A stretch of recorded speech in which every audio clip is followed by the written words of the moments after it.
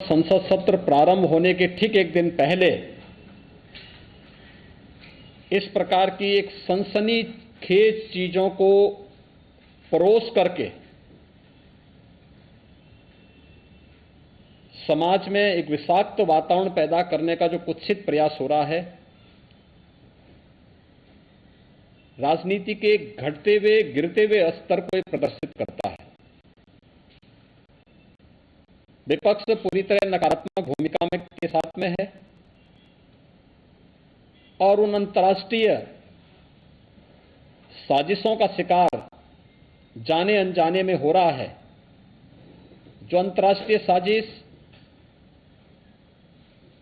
किसी न किसी रूप में भारत को अस्थिर करना चाहते हैं, भारत को किसी न किसी रूप में अस्त व्यस्त करना चाहते हैं।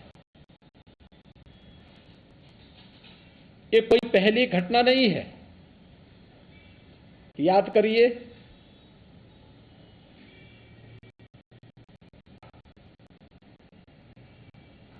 जो अभी कुछ वर्ष पहले 2020 में प्रारंभ में अमेरिका के राष्ट्रपति की भारत विजिट के दौरान उनके दिल्ली पहुंचने के साथ ही दिल्ली के अंदर हुआ भीषण दंगा क्या एक साजिश का हिस्सा नहीं था? तमाम विपक्षी दलों के लोगों की संलिप्तता उस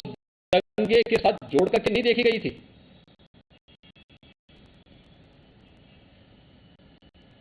कोरोना कालखंड के दौरान देश के कोविड प्रबंधन को WHO और दुनिया के देश सराह रहे थे, लेकिन भारत के अंदर विपक्ष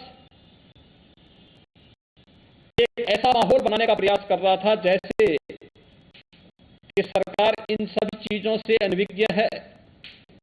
और महामारी से लोग मर रहे हैं। अंतर्राष्ट्रीय स्तर पर भारत की छवि को खराब करने, भारत को अस्थिर करने के लिए जिन मंसूबों के साथ विपक्ष कार्य कर रहा है, यह अत्यंत दुर्भाग्यपूर्ण है। अनेक ऐसे अवसर आए हैं जब भी देश के अंदर कोई महत्वपूर्ण कार्यक्रम होता है, उससे पहले विपक्ष किसी न किसी साजिश का शिकार होकर के देश के खिलाफ या दुनिया के अंदर भारत के खिलाफ माहौल बनाने के लिए किसी न किसी षड्यंत्र का पार्ट बन जाता है। संसद का यह सत्र अत्यंत महत्वपूर्ण सत्र था और मुझे तो आश्चर्य होता है, यह परिपाटी रही है संसद सत्र में, क्योंकि लगभग 19-20 वर्षों तक संसद के अंदर कार्य करने के लिए का मुझे अवसर प्राप्त हुआ था। भारत के लोकतंत्र की सबसे महत्वपूर्ण प्रहरी और सबसे महत्वपूर्ण स्तंभ देश का संसद है। एक आम नागरिक की आवाज को उस मंच के माध्यम से हम देश के सामने रखते हैं और संसद की परिपाटी रही है कि मंत्रिमंडल के गठन पुनर्गठन के साथ माननीय प्रधानमंत्री के द्वारा नए मंत्रियों का परिचय संसद से कराया जाता है, संसद सदस्यों से कराया जाता है। आपने देखा होगा मंत्रिमंडल के परिचय के कार्यक्रम में ग्रामीण पृष्ठभूमि से जुड़े हुए अनुसूचित जाति, जनजाति, पिछड़ी जाति और उन तबकों से जुड़े हुए मंत्री काफी बड़े पैमाने पर बने हैं, जिन्होंने देश की आजादी के बाद कभी भी नेतृत्व नहीं देखा था। आज जब उस तबके को नेतृत्व दिया गया, उन्हें आगे बढ़ने के लिए एक अवसर प्रधानमंत्री जी ने दिया और उन सभी माननीय मंत्रियों के परिचय संसद सत्र प्रारंभ होने के साथ ही संसद के अंदर होता। विपक्ष को यह रास नहीं आया।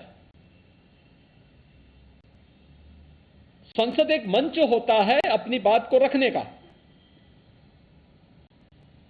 लेकिन शोरगुल का शिकार हम संसद को बना लें, ये लोकतंत्र का गला घोंटने जैसा है। ये लोकतंत्र के साथ खिलवाड़ है और ये लगातार विपक्ष कर रहा है। आपने देखा होगा किसान आंदोलन के नाम पर किस तरीके से देश के खिलाफ साजिशें रची जाती हैं, कैसे किसान को समुदाय में मत और मजहब के साथ जोड़ करके देख करके उनके माध्यम से भड़काऊ और देश विरोधी कृत्यों को आगे बढ़ाने की छूट दी जाती है।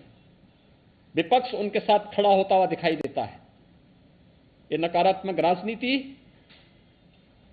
से न देश का कल्याण होने वाला है और न विपक्ष का ही और न जनता जनार्दन का ही। इस प्रकार की नकारात्मक राजनीति देश के अंदर वातावरण को विषाक्त जरूर करेगी, भारत की छवि को अंतर्राष्ट्रीय स्तर पर खराब भी जरूर करेगी। कोरोना कालखंड के अंदर विपक्ष के इस नकारात्मक रवैये के कारण भारत की छवि पहले काफी आहत हुई, लेकिन अपनी नकारात्मकता से विपक्ष आज भी बाज नहीं आ रहा है। तथ्यहीन झूठे आरोप लगा लगा करके देश के एक यशस्वी नेतृत्व को बदनाम करना, भारत की छवि को, अपने देश की छवि को लगातार निरंतर धूमिल करना, ये विपक्ष के एजेंडे का हिस्सा बन चुका है। उनकी कुत्सित मंशाएं कभी पूरी नहीं होंगी। जनता जनार्दन समय आने पर उन्हें फिर से जवाब देगा, वैसे ही जवाब देगा जैसे 2019 के लोकसभा चुनाव के ठीक पहले राष्ट्रीय सुरक्षा से जुड़े हुए अहम मुद्दों पर, राफेल जैसे मुद्दों को ला करके उस समय विपक्ष ने देश का वातावरण खराब करने का प्रयास किया था। बाद में उनको मुंह की खानी पड़ी थी, न्यायालय में भी और जनता जनार्दन की अदालत में भी। इस बार फिर से संसद सत्र के इस महत्वपूर्ण मुद्दे पर, जहां पर गांव के लिए, गरीब के लिए, किसान के लिए, नौजवान के लिए, महिलाओं के लिए, समाज के विभिन्न तबकों के लिए चर्चा होती, कोरोना महामारी को लेकर के चर्चा होती, वैक्सीनेशन की ड्राइव को कैसे हम समयबद्ध ढंग से आगे बढ़ा करके देश के अंदर पूरा करें, इसको लेकर के इस सदी की इस महामारी से निपटने में सामूहिकता का क्या प्रभाव हो सकता है, इन सब मुद्दों पर जहां एक सार्थक चर्चा का मंच संसद होता, चर्चा का मंच न बना करके शोरगुल